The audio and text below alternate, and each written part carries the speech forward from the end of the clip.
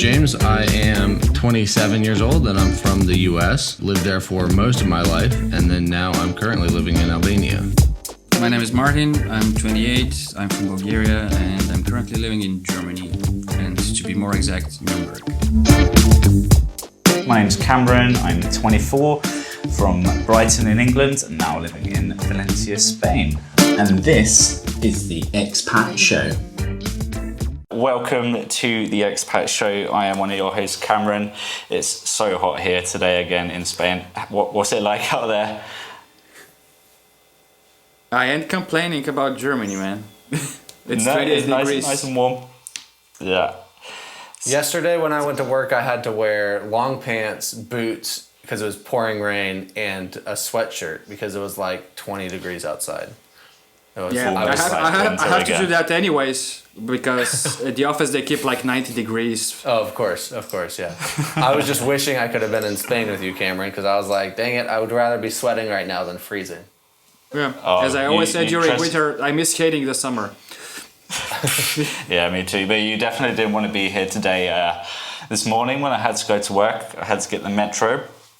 And for some reason today, everyone decided to get the metro. So there was probably about 200 people all in one little cabin in about 33-degree heat. It was not fun. With everyone holding onto the rails, armpits out.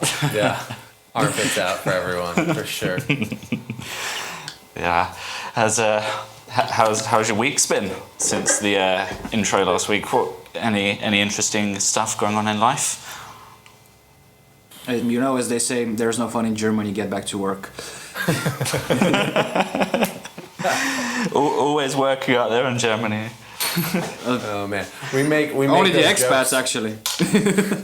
Yeah, we make those jokes a lot here because our foundation is started by Germans, and so there's still some Germans working in the executive positions, and so it's like, oh, we can't be caught not working, even though it's like the least busy 3 weeks of my year right now at work. It's like, nope, you have to pretend like you're doing something at least. Yeah, that's the German way. They actually just pretend to be busy and not do anything productive. Isn't that the way everyone does things, though? I mean, that's what I did in the U.S. too. So. Yeah, I don't know. I mean, in Bulgaria it's a bit different. Do you just don't work in Bulgaria? No, you either don't do or you bust your ass like crazy to work, because you can get fired like that. That's fair. In the UK, it's lots of the jobs I've had is kind of like the task fills the time allotted. So if I get 2 hours to do something, it's going to take me 2 hours. But if I had 20 minutes to do it, I could have done it in 20 minutes, you know. It's kind of that mentality. Yeah.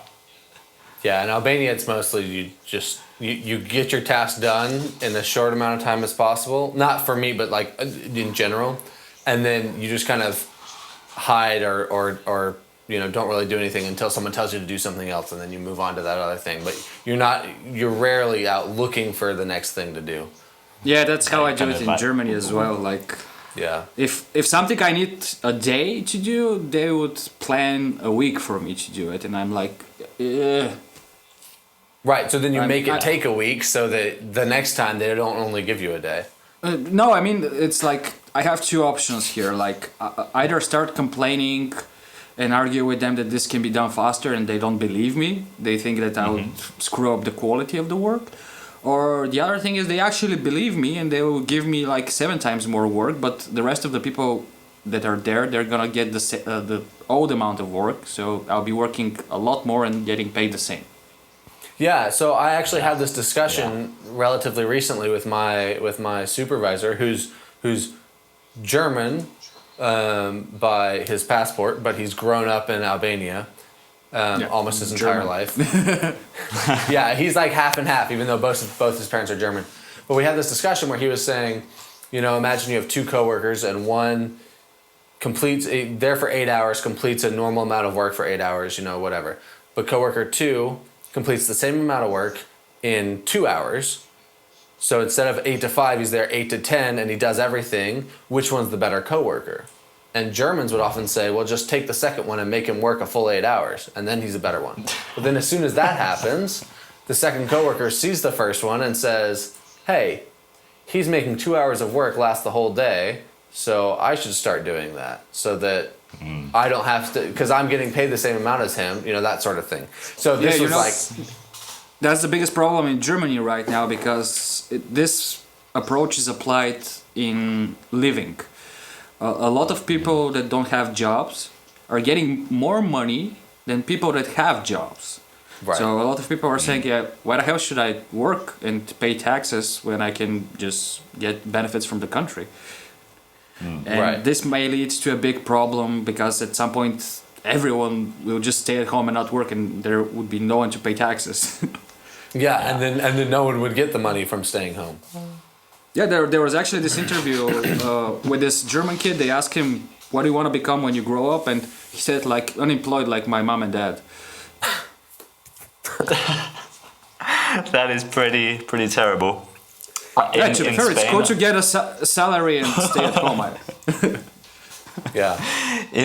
In Spain, it's kind of like the people want to work.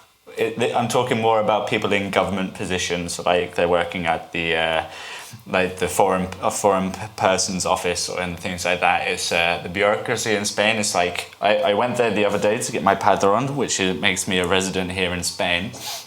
The woman that took my passport, I kid you not, she took 2 minutes just to find the photo page of me. She was looking through every single page from the front to the back just to find the picture, and it's like, oh, there it is. She then takes another 3 minutes to go and take a copy of it, comes back, and it's just like everything is just so slow. It's like, do you want to work, or do you just want to waste my time? Because that's a lot of the mentality of the I think Spanish, here's the best place to insert a short clip from Zootopia with that sloth where he was like with the stamp.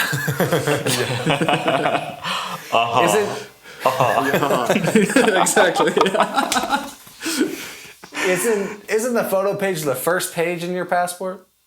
It's the second, but okay. Yeah. I mean, it takes a long time to reach the second one. Yeah. Maybe she just wanted to see all the places that you'd been. Not many, let's be honest. There's a lot of empty pages. What was then worse is she entered my details on the computer. And I don't know what it was, but she would be like looking at me, but over my shoulder, not saying a word, just like looking through the distance. It's like, is there what you're looking at? It's making me feel a bit unconscious, like self-conscious, like. Yeah. I mean, can you blame her? Her job is sitting behind a desk and entering details of people's passports. So your experience is still better in Spain than mine. Every time I went to do something when I was in Spain, I received the same answer always: mañana. Yeah. That is definitely the mentality here. Yeah.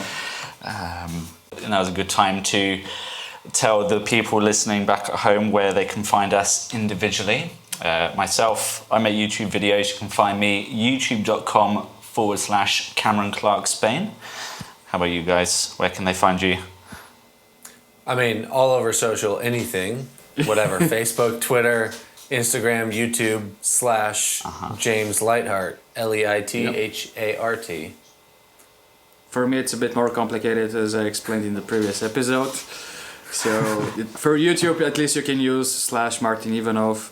For the rest of the social media, it's Marto Ivanov 91, because there are a lot of them. How would you spell Ivanov, Martin, for the people listening at home? Yeah, this is actually a question that I received for the first time from you. No one had problems ever. I think that's the only Eastern European name that no one has a problem, because every second villain in an American movie is Ivanov or Petrov. But true. For myself, I did struggle to find you. So yeah, how is it spelled? How is it spelled? Just for my sake. Yeah, it's IVANOV. Well, seems simple enough. Very good. So I was blessed with a unique enough last name where I was able to snatch all of the exact same socials with just my name. It's fantastic. I love it. Yeah. I want to be the guy that got the @Bob It's just like the most simple name, but it's taken everywhere. I want to be that guy. Yeah. Did you see, well, maybe not if you're not on Twitter, but Casey Neistat just recently, within the last few months, got his handle to just Casey, at Casey. It used to be Casey. Yeah, I think he said that he paid a lot of money for that. I feel like he probably just called the owner of Twitter and said, hey, you know me, you want to do me a favor? No, actually, he made a video, but I'm not sure if it was for Twitter or from some other social media. Is that they tracked down the guy that had this and had to convince him, pay him. He didn't say how much, but obviously it's a lot. Yeah, I mean, if a millionaire comes up to me and say I want that handle, I'm gonna be like, okay, at least 100,000. Yeah, well. If someone came to my home and asked me for my Twitter handles or to take my names in my own house, I would say no. But talking of homes, I think that is a good segue into the main topic of this podcast here is home. We're talking about our homes. For me, I don't know, Spain is starting to feel a little bit like home, and England more of a, I don't know. I've got the sense of home for it still, but I'm kind of getting this second home feel. It's a strange feeling. Have you guys had something similar with that? Well, how long have you been in Spain, Cameron? I've been here since December, so where are we now? July. So that's not a lot. I mean, you're still in the honeymoon period. I could be seeing Spain with rose-tinted glasses still. Yeah, it's not hard. I know where you're at. It's not hard. I was there for like 6 months and it was amazing. Yeah. But for me personally, when I decided to leave Bulgaria, it's like I gave up on that country. I said like, screw you, I'm going away. I mean, I guess that's fair. Yeah. My parents are also here. My wife is here, so home is where those people are at. Yeah, so that's the big thing for me is I get a lot of people asking me, where are you from? And it's easy in Albania. My first response is just, I'm from the U.S. But then someone knows a little bit more about the U.S. and they say, well, what state? And most people in Albania only know New York, Los Angeles, Chicago, Michigan, whatever. But when someone who knows a little bit more asks me, I don't know how to answer. Because I grew up in one state, and then while I was in university, my parents moved to another state. So now my family doesn't really live where I grew up. So there's this disconnect there. And so then people are like, well, where's home for you?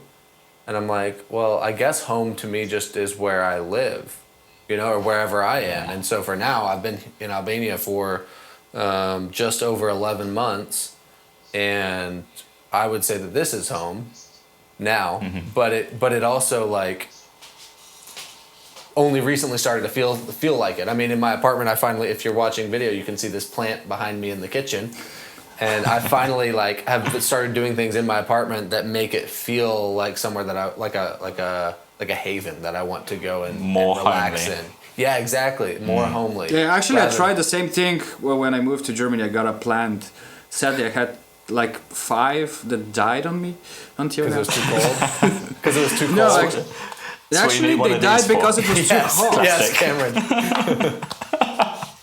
I'm like super lucky. My apartment is super warm, and they died in the middle of winter because it was too warm for them. Oh, that's unfortunate. That is a shame. My plants are supposedly native to the Himalayas, so I think that they'll be okay no matter how cold my apartment gets. I don't think it'll get as cold as the Himalayas. My plant is from the land of Aikai. Oh no, I'm reading it upside down. It's IKEA.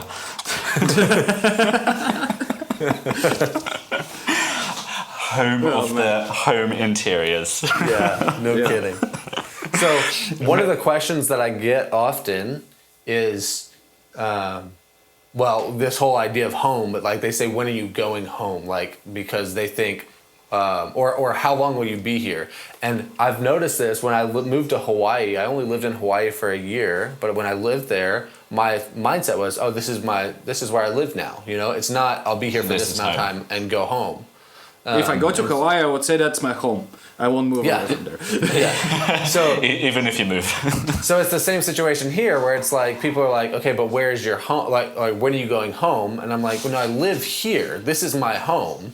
But because I have a passport in a country that to Albanians is a quote unquote better country, they don't understand why I would want to stay here. So does that happen to you where people ask you, oh, great that you live in Spain or great that you live in Germany, but when are you going home? Or how long? I don't think anyone is expecting me to switch from Germany to Bulgaria. even Bulgarians. back. Well, I guess Bulgarians wouldn't think when are you coming back because they're like you made it out. You're in Germany. You made it out. Yeah, pretty much it's like that. But to be fair, That's I don't also- think on sticking around here forever. Right. It's like it's this small sense of being homeless a little bit when you leave your country. It's like you don't have a home country anymore. You gave up on that place. Right. And no matter where you go, it's not gonna be your home country because you didn't grow up there and it's different. So might as well just make the best out of it. Like I'll stay in Germany until I feel good. When I stop feeling good, I'll move to the next country that I feel good. Right. So it's almost like you're still finding your home where Bulgaria was like a relief to get away from, and it's like now you're traveling to find the place where you can settle, where you think this is it, this is the place that I want to be for the rest of my life. But yeah, I don't think I'll find such a place. I mean, I view it more like traveling around Europe because this is my limit. I really hate flying, like really, really, really hate flying. So I'm limited to a drive distance, basically. And it's like moving in the U.S. for Americans is like going from one side of the country to the other. This is how I see it. Going from Bulgaria to Germany or then moving to Spain is just changing states. Yeah. I see that. I think a lot of people have the notion that home is the place where you were born. For me, in particular, that is true because I was born in Brighton and I lived in Brighton for 22 years of my life, and it definitely feels like that's my home city. It's like there's always going to be a part of me that is still in Brighton. So I think I don't know if it's just a British thing where it's like where you're born is where your home is. So I think when people might be asking you that question, James, where is your home? And you're like, well, it's like I've been from state to state. I think they might be asking like, which state were you born?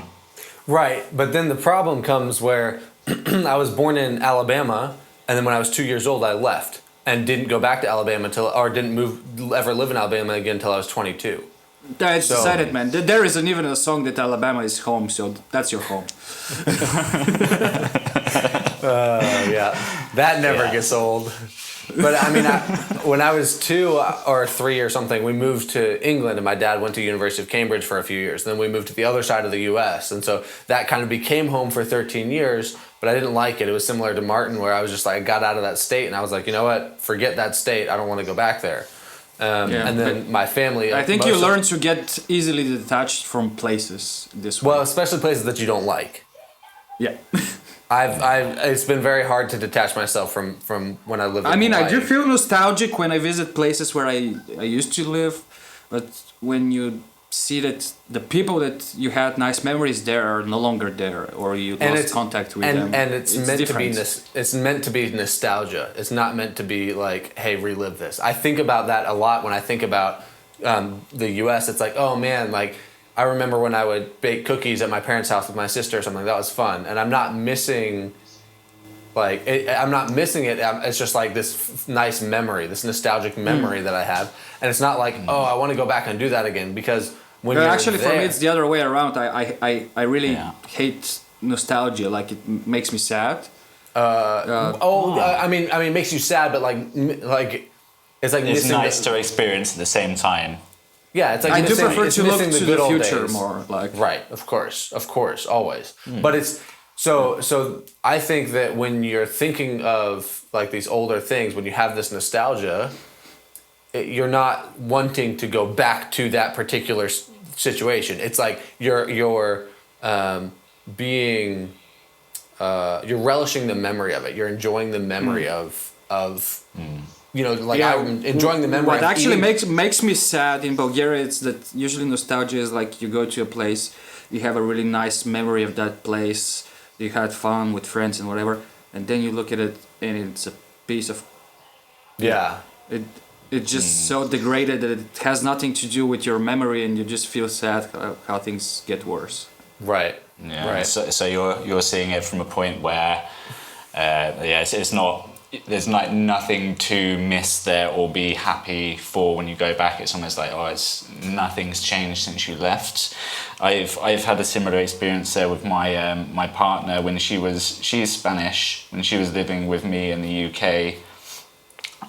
She didn't enjoy living in the UK at all, like because of the weather and things like that. But it's because every time she tried to go back to Spain, it was like the recession, there was no jobs, or it was just like a terrible job, part-time, 4 hours a week and not enough to survive. So I've had experience living with someone that has the same sort of feelings as you towards their home country, Martin.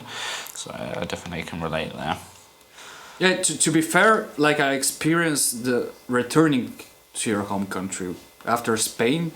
When I got back, like it took me, I don't know, 3-4 months to like feel just a little bit better. During that time, I was like super depressed. And The first 3 or 4 months back in Bulgaria. yeah, it's like Okay. I was living in this amazing place in Spain. Like I fell in love with it, and then I go back there, and I only see the things that are bad. Yeah. Yeah. Yeah. You can't see the joy in it anymore. It's just, you just got to get out. You got to itch. You got to itch to go.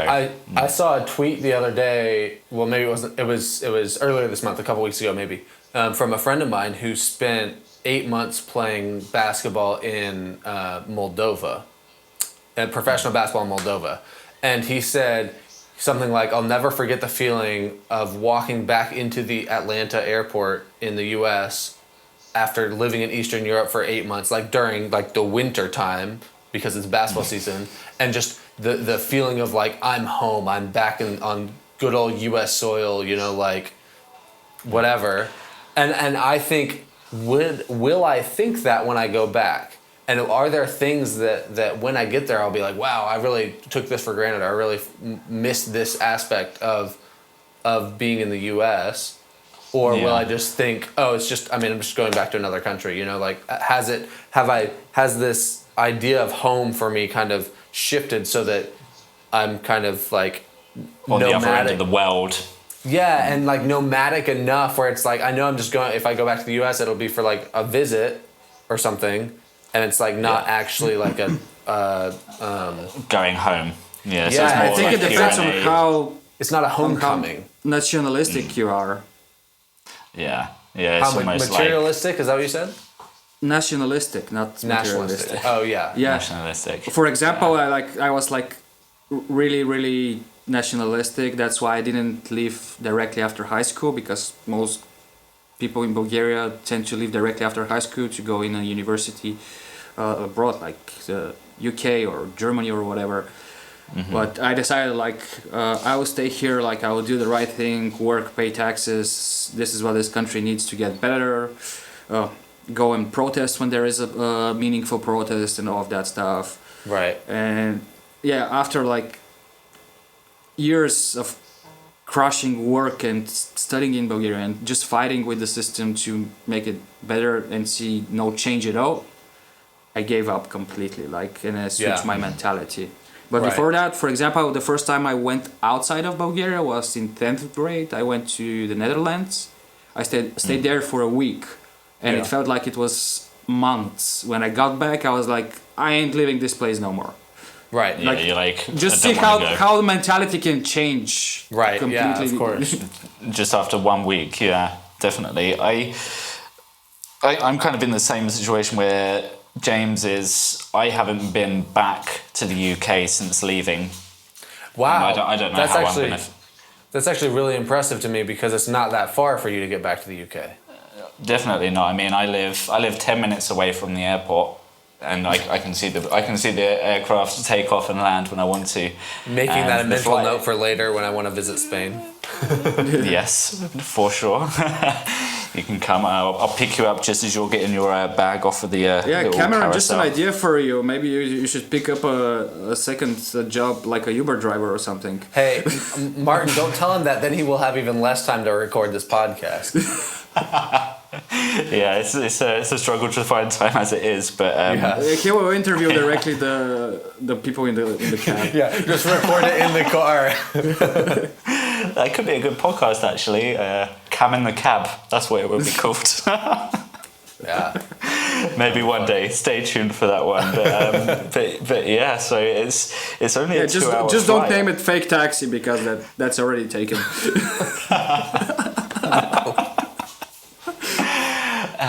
Swiftly moving on from there. It's just a 2 Yeah, hour so it's flight. Just 2 hour flight, yeah. And I mean the flights are cheap enough. It's like if you book them far enough in advance, you can probably get a return flight for €50. Yeah. It's like super cheap. It's just, again, it was the first couple of months I wasn't employed, so it was kind of like more of the honeymoon periods, like being excited, looking at new apartments, looking for work, things like that. I didn't really think of home. But now, since I've been living in this apartment, since I've had my full-time work, it's kind of sunk into reality that I'm actually living here now in this country that's not mine. And it was only like the other day, probably mid this week, I was laying there in bed and I did have like a strong sense overflow me of like I actually miss the UK, but I don't know if it's the UK that I miss or just the people in there. Exactly. So where I'm going with this is like maybe home is the people. Right. Instead And of the I place. get that. Like people ask me, what do you miss the most about the US? And in reality, there's not really anything that I miss. But then it goes back to this nostalgia where it's like, I miss being in these certain situations with these certain people, with some of my family members, with some of my friends, that sort of stuff. And it's like, oh man, I remember when I would go do trivia at a bar with some of my friends, and that was super fun. But I'm not really like, yeah, it was fun, but it's also in the past, and it wouldn't be the same if I went back now. So Yeah. it does have to have a lot to do with people. Yeah, definitely. And I mean, when that's you, same I had with my wife and my parents. Like the first year I was completely alone here and it was really depressing. But as soon as my wife moved here, everything changed. were you working your first, like when you first moved there? Did you have a job when you were working? Yeah, that's And did you- one of the reasons why I moved. Like I directly found a job. Like I got the Right. proposal. Okay. I and remember you moved. saying that. Yeah, Did you make friends from your job or no? just one. Right.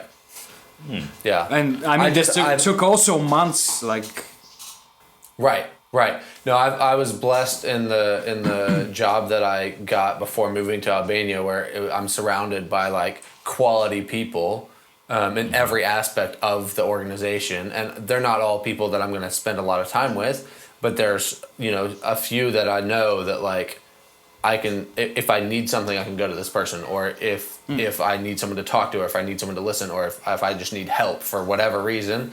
But then also there's this camaraderie and this friendship from mutual interests and, just good conversation and that sort of stuff. And so it's, going somewhere, people in the US and people that follow my Instagram and stuff think that I just like decided to up and move to Albania with no prior idea of anything. But it wasn't like that at all. Like I had a job set up, I had a place to live set up, and it was like, I mean, it really wasn't that much different than just moving to a different state for a job, except that it was thousands of kilometers further. Yeah. All the way on the other end. Yeah. So I have the same as well. It's like the people I work with in my full-time job, it's a startup company. It's only been around a few years. So then their sort of motto is like being active, being energy, like go for what you want, take what you want. And it attracts a lot of like-minded people like ourselves. I'm sure some of the people that I work with are going to be guests one day on this podcast with us, because the majority of people that I work with are expats as well. So we all have things in common. We're all going through the same experiences, and it's nice to have that group of people that are experiencing the same thing. And I think it's in that group which is making Spain feel a lot more like home as well, because Right. this group of people here are turning into family already, you know. So I think it's definitely the people that make a place a home. Yeah, for me it was a bit different because like Germans are hard to befriend and just to contact, and like It's most the of same the with people. the British. It's the Yeah. weather. Yeah, I mean most of the people I interacted with were Balkans, like not almost all, but completely all were Balkans, like Romanian, Bulgarian. Yeah, there were some people that were actually born here, but they had like heritage from Of the course. Balkans. Like the only German I befriended was actually the boyfriend of a Romanian colleague. So it's Yeah. Okay. he was already open to like foreigners because a lot of Germans are closed off. Right. Yeah, that's what I've heard, and that's what I've understood about Germans for the most part. Interesting. How are the Albanians? Are they welcoming people? The Albanians are like the most welcoming people I've ever met. Like most generous people. Well, I mean, it's hard to say something about a whole people group, but it's very easy to get connected. And I mean, it makes you wonder about the depth of your relationship with somebody. But you know, I mean, doesn't matter who it is. They'll help you if you need it. You know, like.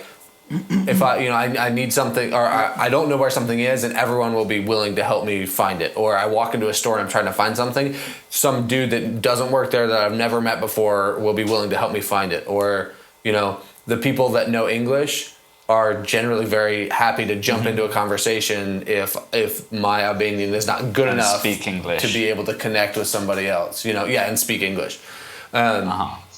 Yeah, you do forget you're a rock star when you come from the US on the Balkans. Right, but it's that way. Like, well, yeah. I imagine if I go to Albania, it would be a bit different when they Possibly, around the time and from unfortunately, Bulgaria. I can't speak to that because I don't know. And then my friends that also are in the same situation as me are mostly German, so they can't speak to it either. But I have a few. Well, I guess they're also American. Yeah, both of you come from the Holy Land. Yeah, from exactly. Balkans, And so that's okay. but I brought that up to an Albanian, and they said no. Like most Albanians would do that for anybody. You know, they're willing to help you out no matter what. Like even yesterday, I went to go pay my electricity bill, and I walked into the shop where I was supposed to pay it, and I wasn't really sure. I was kind of looking around, and there's a guard standing there, and I kind of looked at him, and I asked him, you know, in Albanian, you know, like I came to pay this, like where do I go, sort of thing, in my broken Albanian. And he was like, oh, you know, basically any of those. And so I was kind of standing there and I couldn't tell. They don't queue here. They just kind of bunch up at the counter sort of thing. And so I was like standing there trying to figure out, okay, when is it appropriate for me to go and like shove my hand in front? And this guard did it. He walked up and kind of shoved me in front of people. And he's like, you know, he was here first. And yeah. Oh, that's another thing. Take him. You're an American speaking the local language. That gives you extra privileges.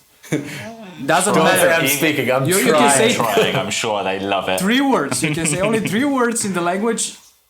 They will put the red carpet. on Yeah, it. but so, It's like the same in Bulgaria. So to answer your question, Cameron, maybe it's just me. Maybe I'm just, you know, such an amazing person that they want to help me. Maybe my country is so amazing that they just want to help me. But overall, it seems like Albanians are very welcoming. But then that makes it hard sometimes to know the depth of a friendship or relationship. When anybody on the street is willing to help you with something, then the guy that you work with, that he's willing to help you with the same thing, but are you actually friends, or is he just doing his cultural... Is he being... Yeah. I mean, there's a whole... Yeah, so you've almost got a double there's guess. a whole cultural thing here called besa, and it's just you help people who need help. It's why so many Albanians took in like the refugees from Kosovo, because they needed help, and so you help them. Or it's, you know, people in the mountains, they see you hiking and they'll invite you into their house for some food and some raki or whatever, that sort of thing. Because that's just part of the culture, and it's like part of the tradition of being Albanian. And so there's this... Actually, that's cool to hear about this, because Albania is the only country I don't know people from on the Balkans. Really? They have like an interesting reputation amongst the other countries on the Balkans. So, but from what I hear from you, they sound like pretty much all of us, all of the rest of the Yeah, countries. of the Balkans. and the limited Yeah. knowledge that I have of the other Balkan countries, I would say that it's all. I mean, with the differences, they're all very I think the that's same. the biggest problem on the Balkans is that everyone hates each other. Yeah, they talk bad about each Cannot other. See that, yeah, and they cannot see that basically we're the same. Most of the negative comments I get on my videos are from people that live in other Balkan countries saying, "Hey, Albania isn't like that. Albania's terrible," that sort of stuff. Yeah, I mean, basically everyone in Bulgaria, when they hear Albania, is like, they say, hey, don't go there, you're gonna get kidnapped, drugged, or whatever. Yep. Yeah, just trying to scaremongering almost. Yeah, I mean, that coming from another Eastern European country is kind of frightening. Yeah, I bet. Yeah. In Spain, we're a couple of hours north to me in Catalonia area, so like Barcelona, Tarragona, those sort of cities that are on the northeast coast of Spain. There's tension between Catalonia and the rest of Spain, where Catalonia wants to be separated from the mainland of Spain, but I think we can keep culture in our back pockets for another episode and what's happening in politics, things like that, because we are drawing to a close on this episode. I think we've covered a good amount of what home is for us, what we perceive of home, and how it's more the people than the location in the most part. Yeah, Definitely people. I definitely agree with that for sure. Yeah. Is there any parting words you guys want to give to the listeners back at home about home? Nothing that I can think of. Basically, when you move, grab your wife, kids, parents, everything in the I mean, one thing that I would say if someone's listening that's thinking about moving somewhere is do whatever you can to try to make your new place a home if you're planning on being there for a while. So one of the things that really helped me was to establish routines that made me feel more like this is my home. So I'm not a runner, but I would go running every day or every other day or something, so that I would have this routine where it's like, okay, I'm not just on vacation anymore, Getting my own apartment, getting houseplants in my apartment, that sort of thing are just like helpful, where I'm kind of putting down roots. They might be shallow roots, but they're roots enough. But it's a right, base. where I'm not living in a hotel. I'm not feeling like, okay, I could leave in 10 minutes notice sort of thing. Like it would take me longer to uproot myself to move on. And the quicker you can do that, the quicker you're going to feel at home in a new country. Or do Definitely. something that you used to do back home. Yeah. Like I joked that Germany is finally my home when I got stopped for the second time by the police, and they were Don't confused. tell me it was the speeding. Actually, I wasn't stopped. I was like a witness, but they were confused, and they thought that I was from the side that did the wrong. So it really felt like home.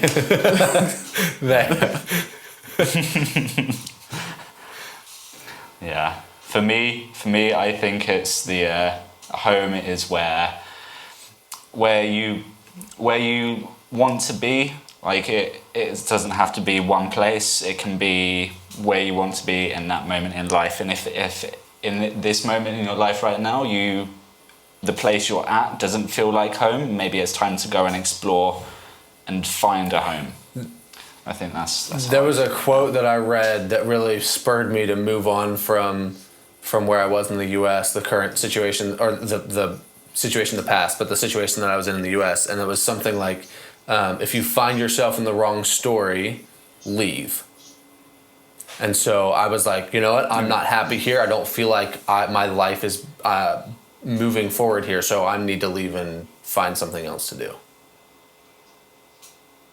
Yeah, I mean, I think I saw this just before I moved, like this picture that said, "You're not a tree. You don't have roots. If you don't like it, just go." There you go. Definitely. That's a very good metaphor to close on there, Martin. So thank you everyone at home for listening to this first episode of The Expat Show. We did it, guys. Give yourself a round of applause. Thanks for holding on for...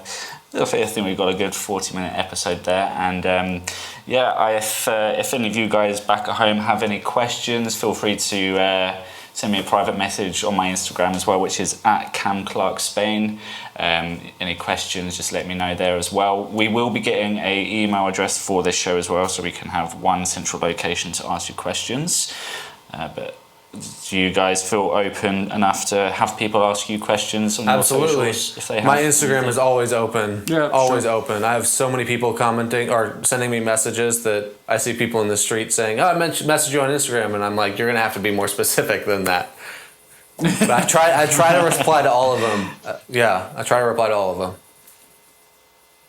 Yeah, I think Yeah, and, we should include directly links in the description to all of our social media so people can see whatever fits them and try to contact us there if they want.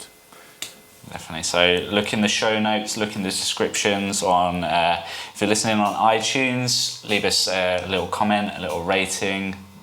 Maybe share the podcast with one of your friends. Maybe you know someone that's thinking of moving to a new home, or maybe you know someone who's already in a new home already. So send this little podcast their way, and maybe there's some things that they can relate to that we talked about today.